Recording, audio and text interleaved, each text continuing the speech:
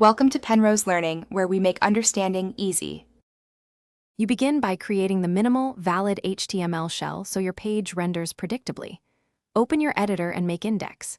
HTML with doctype HTML, HTML, head, meta charset, and a title.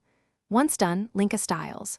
CSS in a /CSS folder and add a normalize or reset to avoid browser differences. Make a clear folder structure for /assets and /js so you can add images and scripts. This sets a stable base for layout and accessibility from the start. You now define the page structure and responsive behavior. Start by placing semantic elements, header, nav, main, section, footer, so screen readers and search engines understand content hierarchy. Then implement layout with CSS grid or flexbox. Set columns, rows, and a max width container. Add breakpoints for mobile, tablet, and desktop.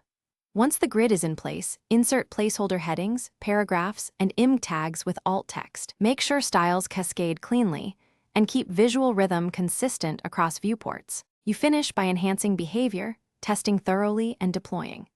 Add unobtrusive JavaScript for interactive bits like menus or modals, but preserve core functionality without JS.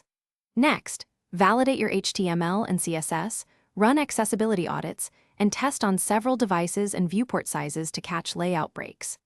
Optimize images and minify CSS/JS to reduce load time, then deploy to a static host or CDN. If something breaks, first clear caches and disable recent changes to